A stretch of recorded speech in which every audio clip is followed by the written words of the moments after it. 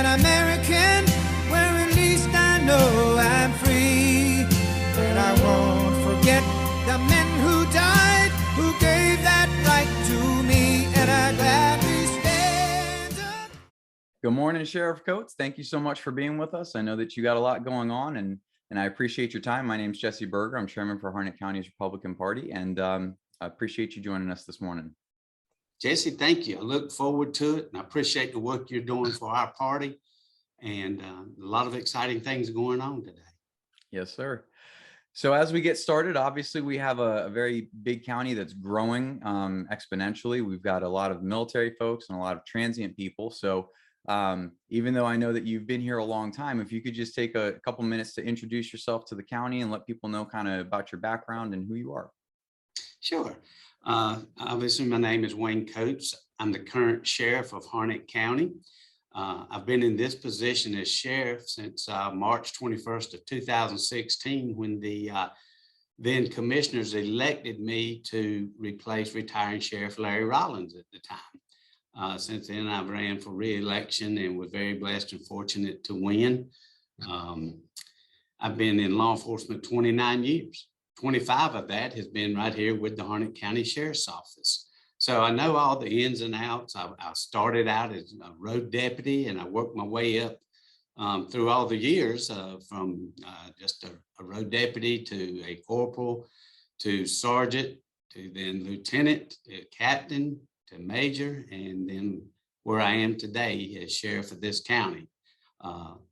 It was a goal that I set years ago. I would like to be the sheriff of this county one day. I have a background in law enforcement. My father, he was one of the deputies here. He started the first narcotics unit here. So it's in my blood. I enjoy what I do. I have a passion for this county. I have a passion for the people of this county.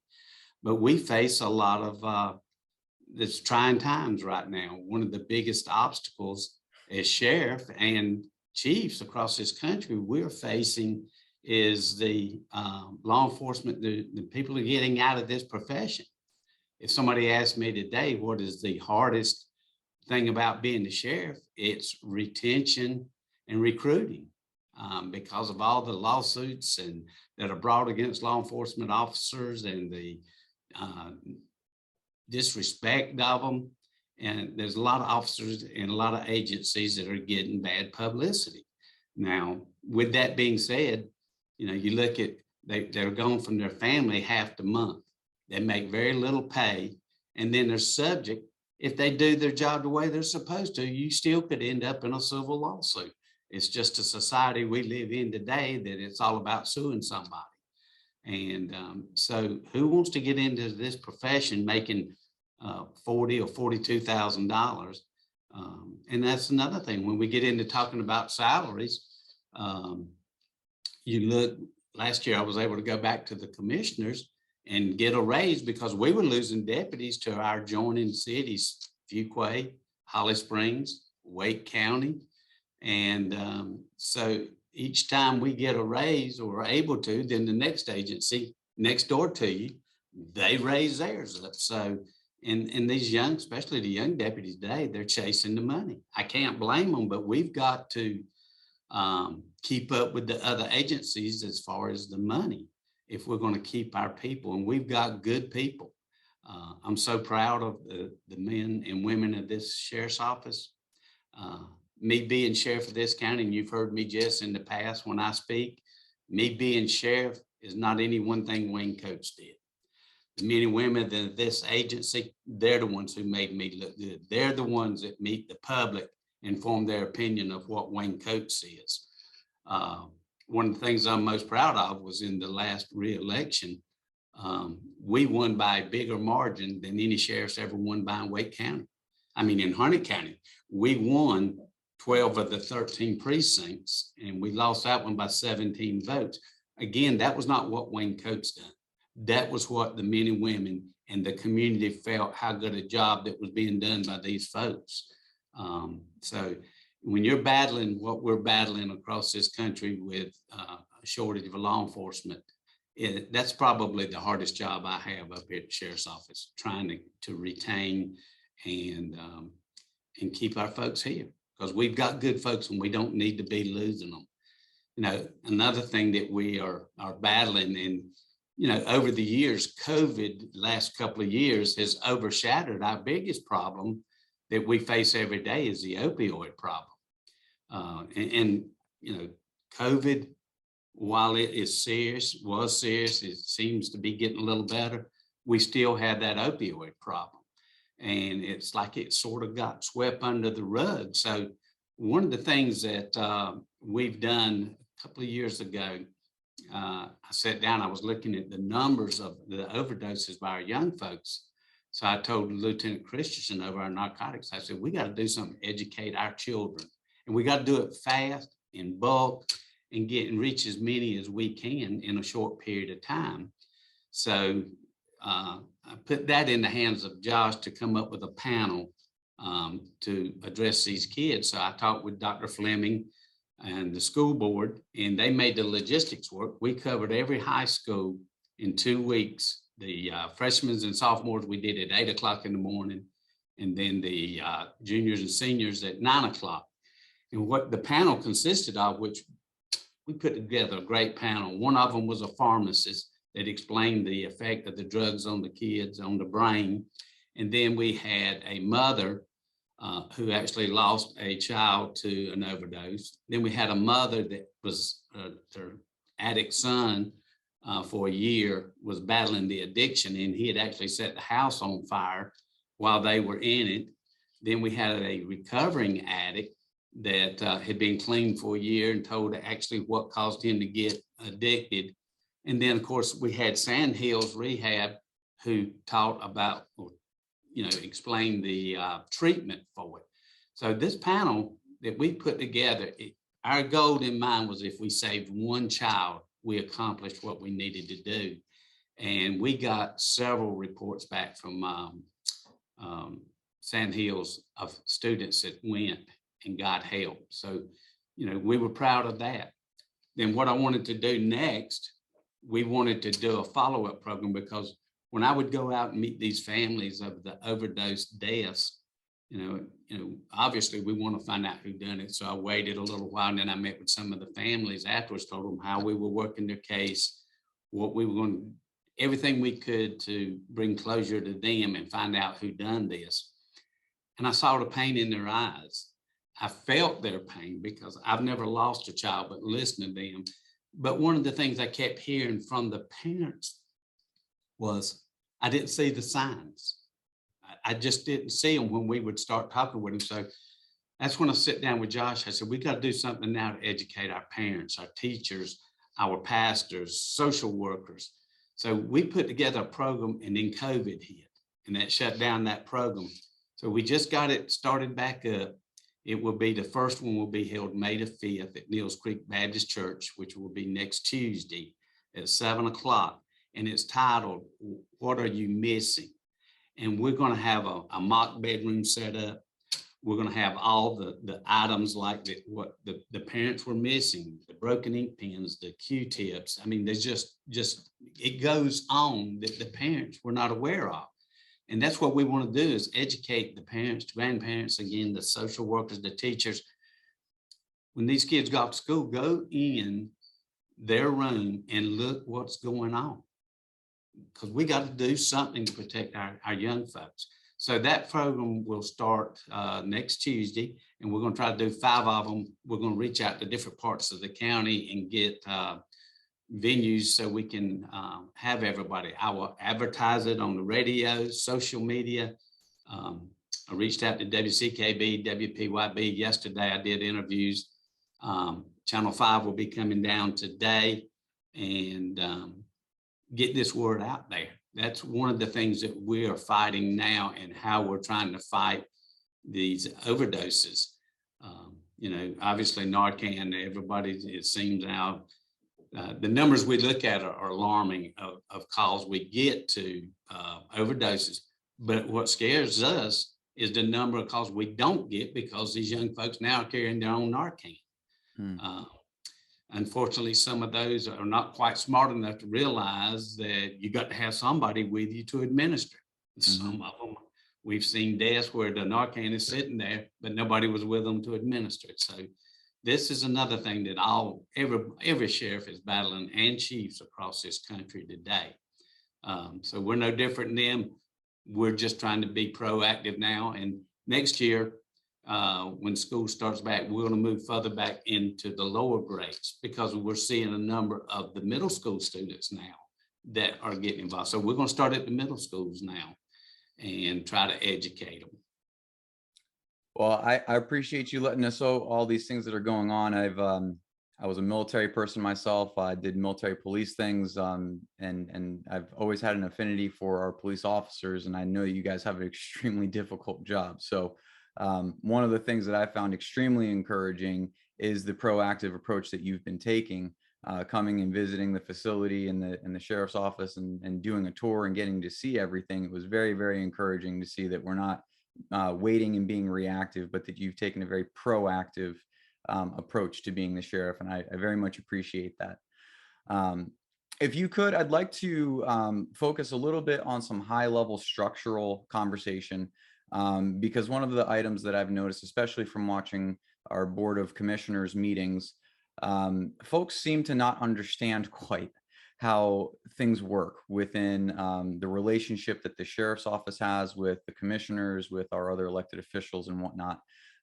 Specifically, it seems like there's a lot of misconceptions of, oh, well, why don't you just have another deputy fill this area? And there's no understanding of the background of, well, how are you going to pay for that deputy?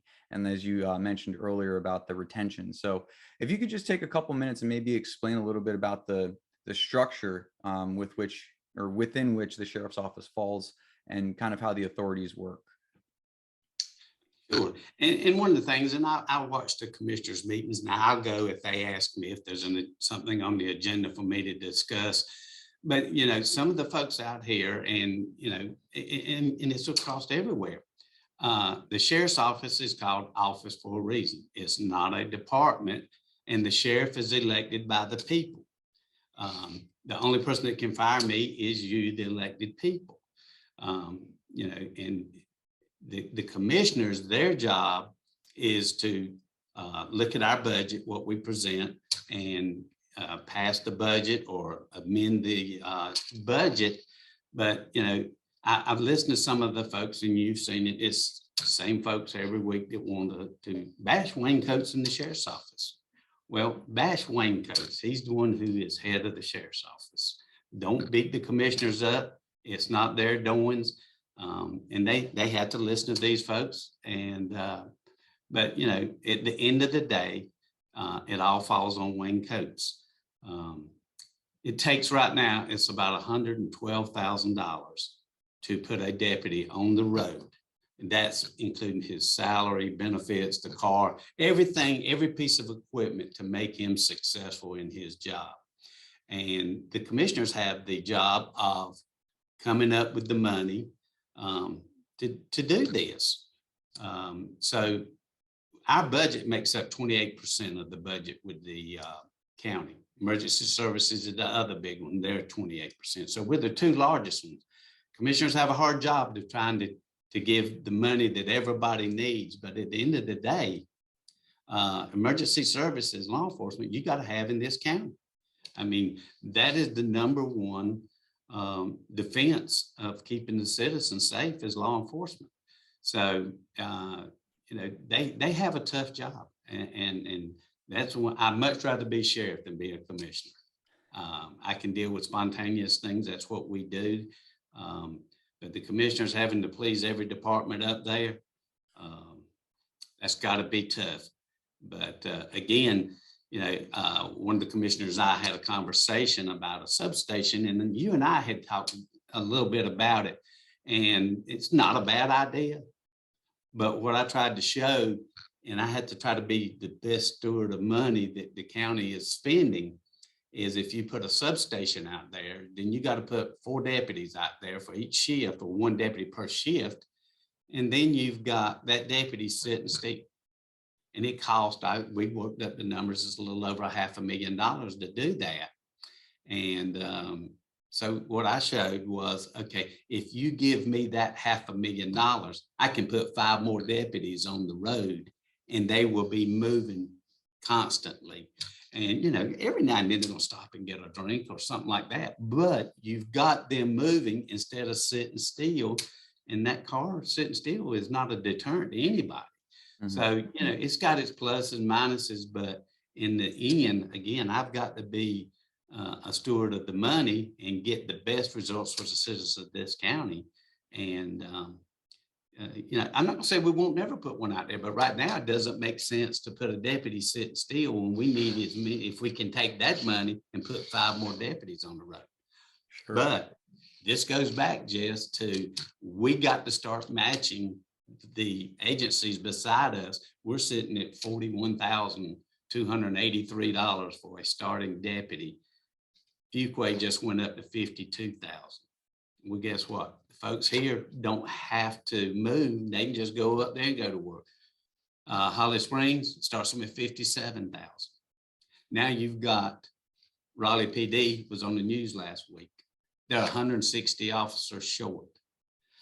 They moved their starting salaries up. So, we can't keep sitting here or we're going to lose officers. But the other problem you have with this is nobody's getting into this profession now for reasons I said earlier. Just like the night class BLET program right now, you've got 9 students that start. You may end up with 7 that actually graduate. And then you've got Raleigh PD with 160 openings. Holly Springs has got 11 openings. Every office everywhere is short people. So you've got all these agencies vying for 6 or 7 people. So you see, that goes back to what I was saying. The recruiting is very tough and you've got to get competitive with the prices. So, well, and when I did the tour of the facility over there, as I mentioned, the training aspect is something that I was very impressed with the proactive approach towards that.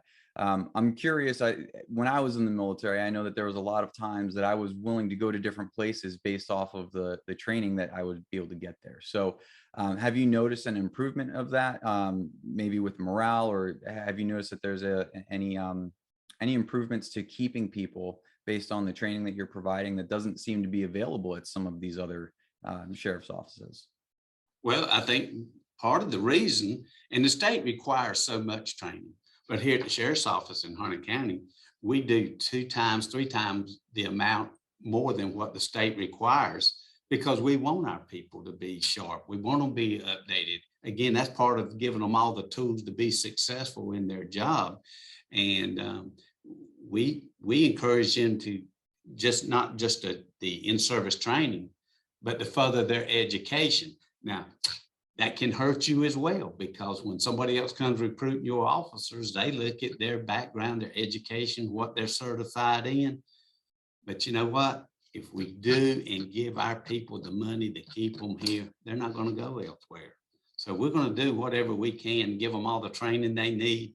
When the majors or somebody brings somebody in front of me and if they've got some problems going on, one of the things we look at, have we give them every tool to be successful?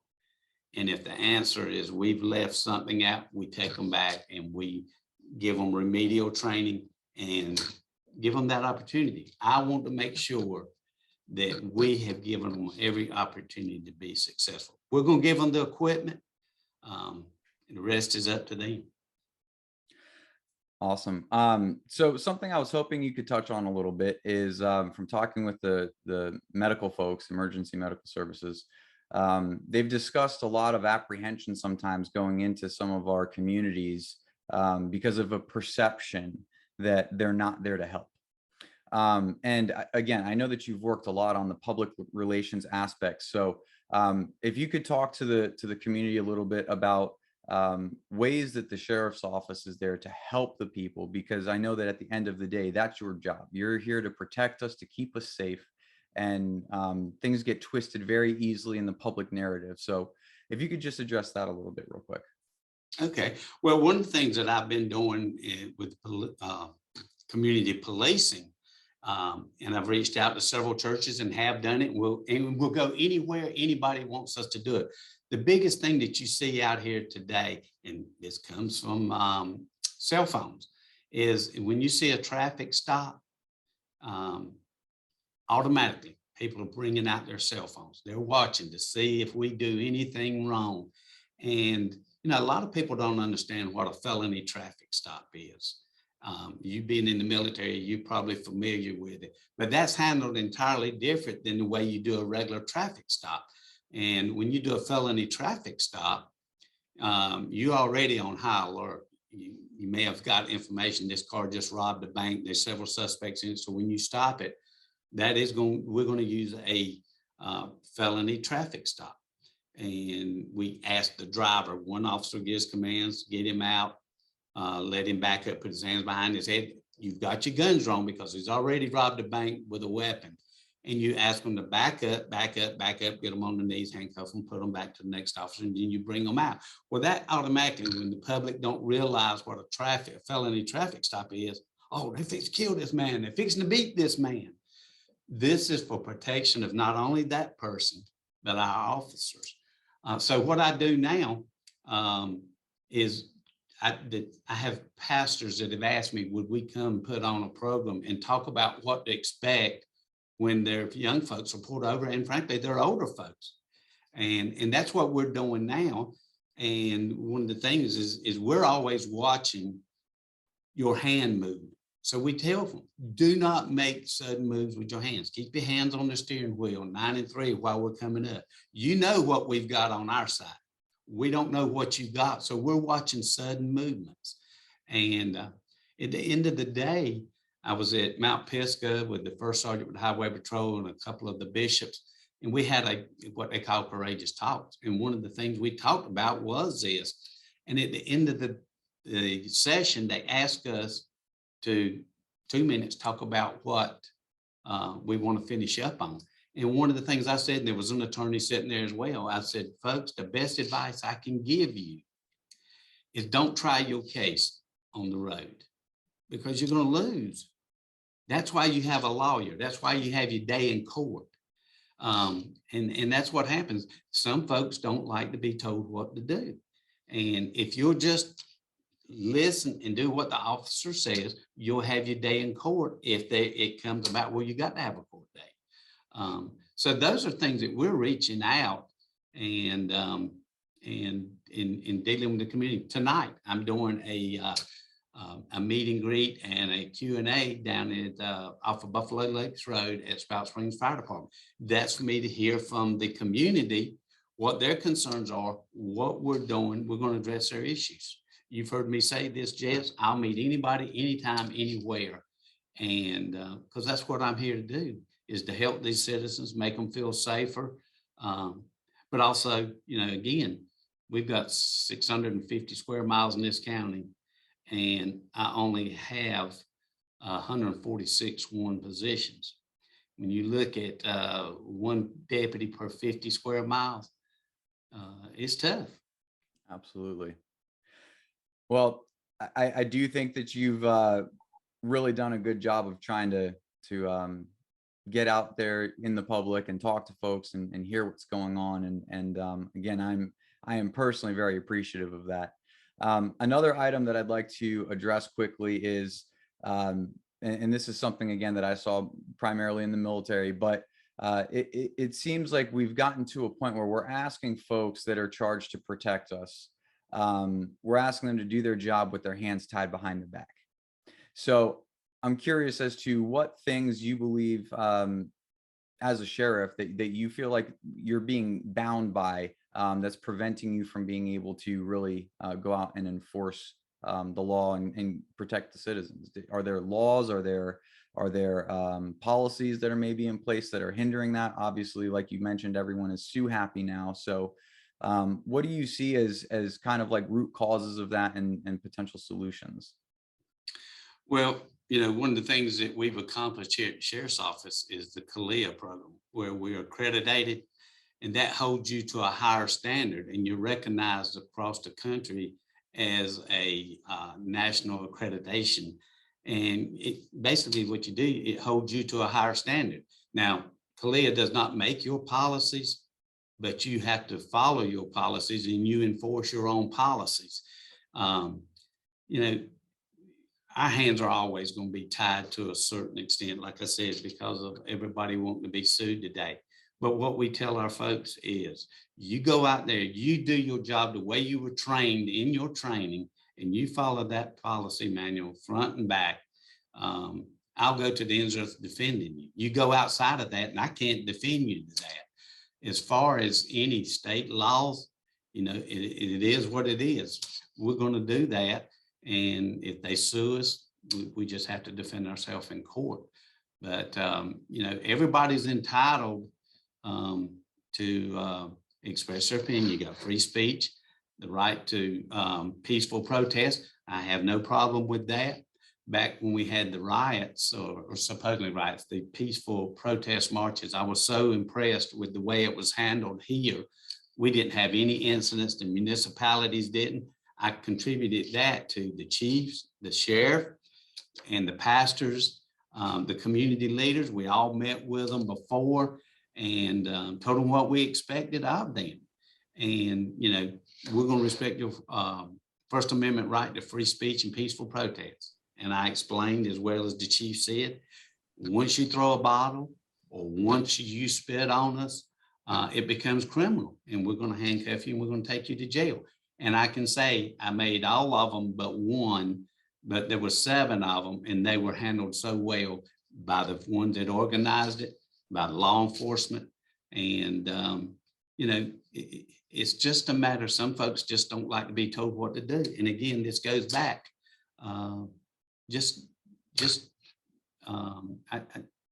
Best way to say is follow the commands and you'll have your day in court. But as far as the laws were made, we got to follow the laws. But once you break the law, we've got to enforce the law.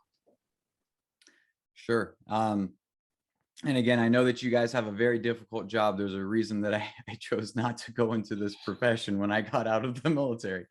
But I do find our sheriff's office and our police officers to be in a very unique position, just especially because of the fact that you could be seeing extremely traumatic things, dealing with some of the worst cases of situations that happen in our community. And then you're expected to go home and treat everyone like everything is normal. So could you maybe discuss a little bit from a police officer's perspective, some of how those cases can impact you and why it's important to, as you said, follow the commands of the officer if you're dealing with them in a situation like that? Because obviously there's a bunch of background that officer might have just gone through recently. I think it's important that the people understand some of what that is, so that they understand more of why they're being asked to keep their hands at 9 and 5 and you know, not make any sudden movements, like you said. Yeah, well, and you've seen the news a lot lately. We get called to domestics. We don't know what we're facing. Again, it goes back. You know what we got. You see us coming. And there's so many shootings now, police officers. The one thing that worries me the most, being the sheriff and the chiefs and the other sheriffs, I know feel the same way. We have meetings and talk about this, is under the way things are going now with the lawsuits. My biggest fear is one of our officers is going to fail to react, or he's going to hesitate because he's going to think, if I shoot this man defending myself, I'm going to get sued or maybe even charged. My biggest fear is they're going to hesitate and they're going to think about that. But we've not had that. The training that we do, you got to count and rely on your training. Unfortunately, it's bad anytime somebody's shot, but you can't hesitate and think about what's going to happen. You got to do your job. We got to make that split-second decision of what we're going to do, and then an attorney has 6 months to a year to say why you shouldn't have done it.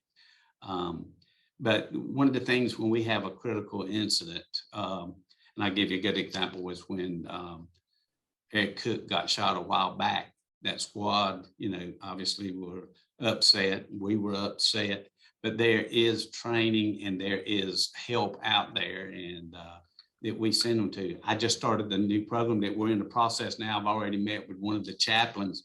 We're starting a chaplain program here just for things like this, that we can get our deputies, whether it's a shooting or whether they come into, I'm not going to call any names, but I was there one night when obviously 2 women were stabbed to death, and a baby in a baby swing was stabbed 28 times in the face with a Phillips screwdriver. Now, when you walk into that, that's enough right there to traumatize anybody. And so we have programs out there to help these folks, because we have feelings too.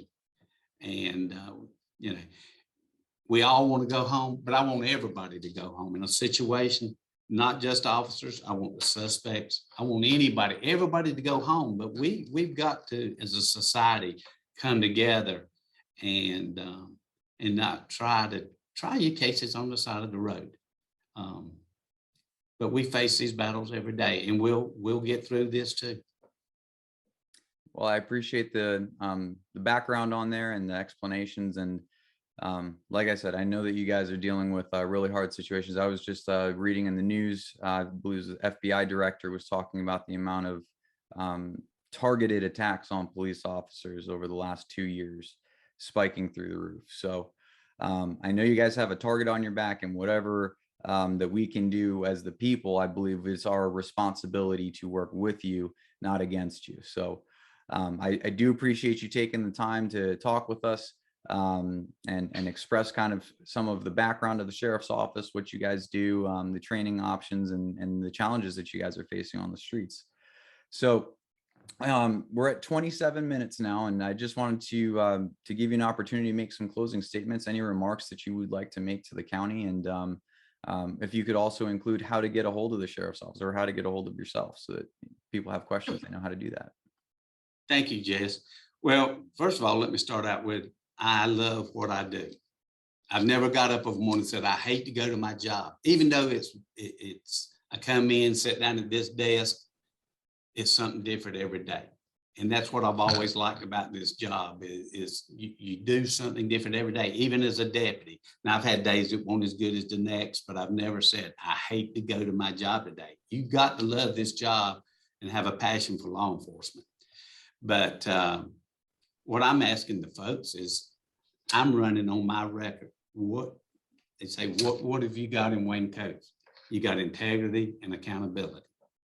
That's Wayne Coates. Some of the things that we've accomplished since I've been here is, of course, I talked briefly earlier on, was the CALEA program, which holds us to, we're above, we're recognized as a national agency.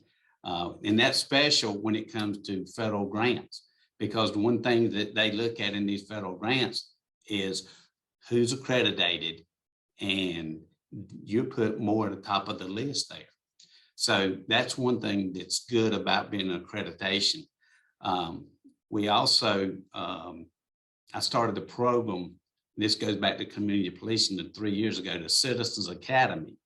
And what the Citizens Academy was, as a deputy, I kept hearing the public say, well, man, I don't see you do nothing but ride around for 12 hours. So what I did, I put together a Citizens Academy, and we have about 21 people in this. It started out as one class a year, but it grew so popular that we do 2 classes a year. It's 12 Tuesday nights, but the way it works, and you just don't get to come in and just because you sign up for it. We do a light background check on you, because there's a lot of things you get to see on how we handle cases. And I read those responses every morning, the evaluations, and it did exactly what we wanted it to do. We wanted to see the public see that we do something besides ride around for 12 hours. They get to see, this past Saturday, they got to go to the firing range, shoot our weapons that we certify in. This past Tuesday night, though, we went to Sanford. They got to ride into the, when we do our training for driver's training, and the shoot, don't shoot incident where you have to make that split-second decision. But every department within this office puts that program on that night. And everybody that graduated from there left with a different perception of this sheriff's office. And it did exactly what we wanted it to do. They didn't realize how much we do, how much training we do. So that was big for community policing there. And we developed a leadership program this year. We put together a training for all of our supervisors with the help of Central Carolina Community College. We went out as the sheriff's office and found instructors.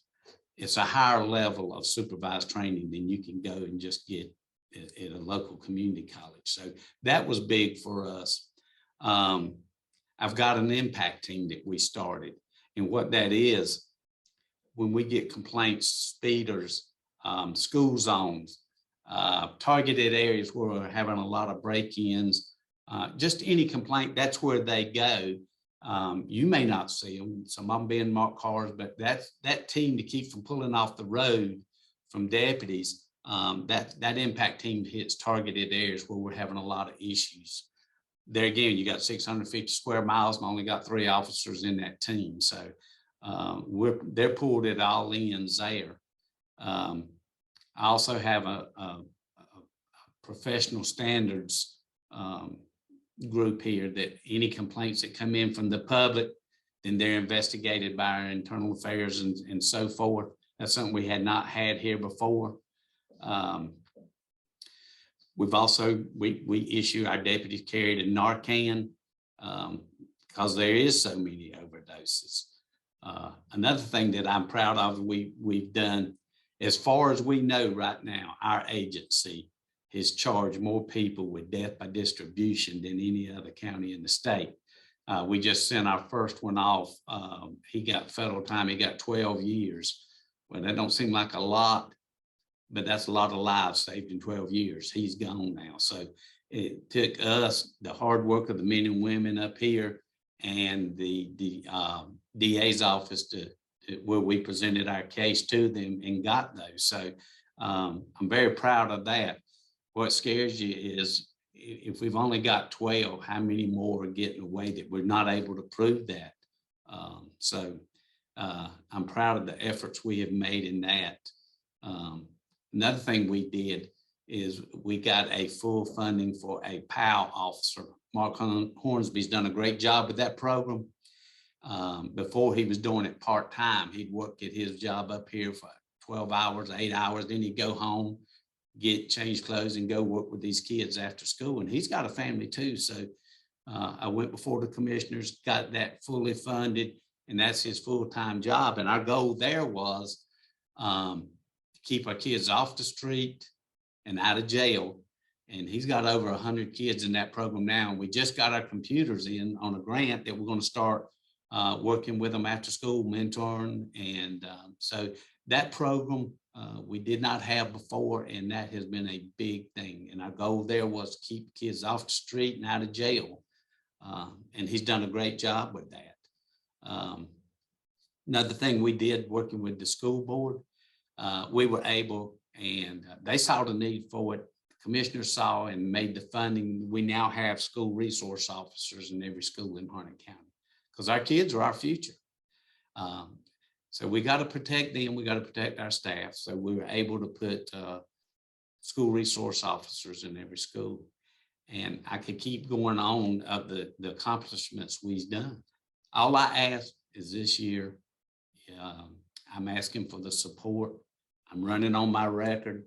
You know, before when I ran, I told my staff, people that work for me out in the fields, we're going to run a clean campaign. At the end of that term on November, I think it was November the 7th last year, Wayne Coates can lay his head down that night and say, we done it the right way. Didn't run a negative campaign. Not going to run one this time. We're going to do it the right way. Win or lose, it's in God's hands. And I'm a God-fearing man. So I ask the citizens of this county for your support, but I'm asking more support of you, of our men and women in law enforcement. They need your help and they need your prayers. Absolutely. And I can say definitively that the Republican Party most certainly supports the blue. We back you guys and we want to see you guys be successful and provide every opportunity for that to happen as a community. So thank you so much for your time, Sheriff Coates. I look forward to seeing you out in public and talking with you more in person at our next meeting. Thank you, Jess. You have a blessed day, and God bless this county. And I'm proud to be an American, where at least I know I'm free. And I won't forget the men who died, who gave